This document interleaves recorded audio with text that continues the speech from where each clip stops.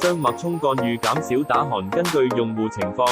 使用 TENS 加號 EMER 雙脈衝技術自動實施從弱到強的干預措施，通過識別骨傳導、按摩呼吸機，幫助防止打鼾，